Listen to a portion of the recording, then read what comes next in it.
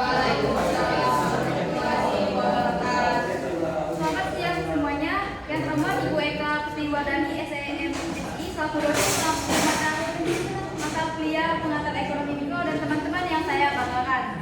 Pada kesempatan kali ini kami akan menjelaskan materi mengenai permintaan. Sebelumnya perkenalkan, saya Nur Hayati. Saya Nindya Ramadhani. Baik, di sini saya akan menjelaskan apa sih yang dimaksud dengan permintaan. Permintaan adalah jumlah barang atau jasa yang ingin dan mampu dibeli konsumen pada berbagai tingkat harga dan jangka waktu tertentu.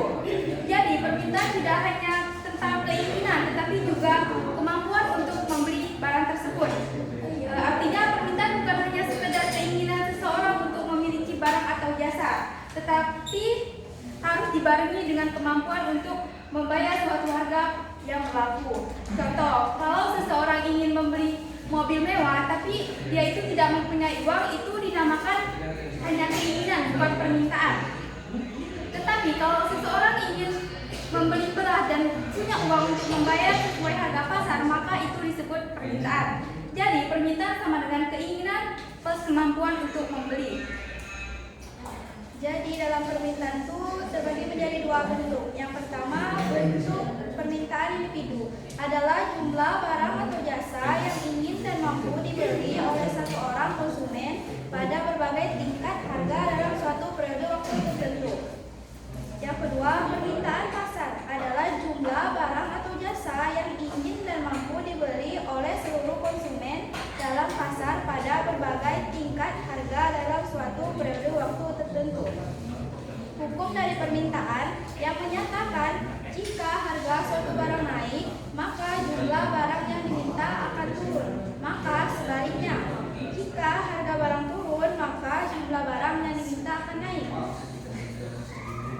Baik, di sini saya akan menjelaskan faktor-faktor permintaan. Sebenarnya itu ada 7, tapi di sini kami akan menjelaskan 3 faktor saja. Yang pertama itu tingkat pendapatan konsumen. Pendapatan konsumen ini sangat mempengaruhi jumlah permintaan barang, di mana semakin tinggi pendapatan seorang, maka akan semakin banyak pula permintaan barang. Misalnya seorang pegawai dengan pendapatan 2 juta, dia hanya mampu membeli 10 kg beras, lauk sederhana dan pakaian secukupnya. Namun ketika pendapatannya itu menjadi 6 juta per bulan, dia tidak hanya membeli kebutuhan pokok, tetapi juga menambahkan permintaan barang seperti membeli buah segar dan pakaian yang bermerek. Artinya semakin tinggi pendapatan seseorang, maka semakin banyak dan beragam barang yang diminta. Yang selanjutnya itu selera, kebiasaan atau konsumen. Selera merupakan salah satu faktor utama yang mendorong orang konsumen melakukan permintaan barang. Karena bagaimanapun juga seseorang konsumen tidak akan melakukan permintaan barang meskipun harganya turun jika ia tidak mempunyai selera. Misal seorang pedagang kuah menurunkan harga pepaya dari Rp15 menjadi Rp8 per buah. Namun ada konsumen yang memang tidak menyukai pepaya walaupun harganya turun. Ia tetap tidak akan membeli buah tersebut dan lebih memilih membeli jeruk atau apel. Hal ini menunjukkan bahwa selera konsumen lebih berpengaruh daripada harga. Kalau tidak ada selera, permintaan tidak akan muncul meskipun harga murah. Selanjutnya jumlah penduduk.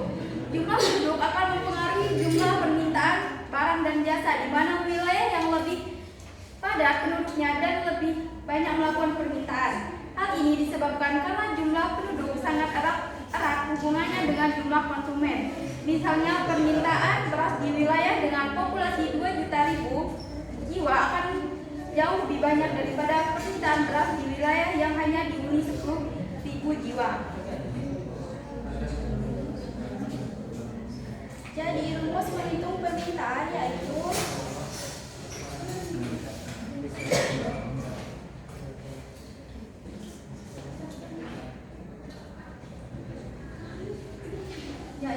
QD sama dengan A dikurang BP. A itu QD itu jumlah barang yang diminta, sedangkan P barang per harga barang per unit. A itu konstanta, sedangkan B itu koefisien kemiringan.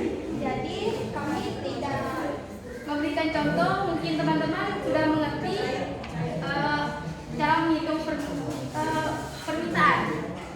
Ya baik, di sini saya akan menjelaskan kurva permintaan.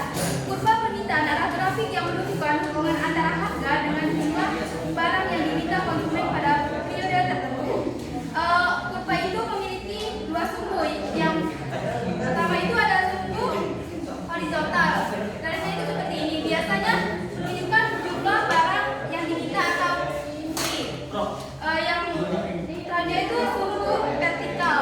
Biasanya garisnya itu seperti ini. Nah, garis ini biasanya menunjukkan harga barang atau dengan P. Ciri-ciri kurva bentuknya menurun dari kiri atas ke kanan bawah, yaitu menunjukkan hubungan terbalik antara harga dan jumlah yang diminta. Bisa berbentuk garis lurus atau melengkung, tergantung data dan sifat permintaannya.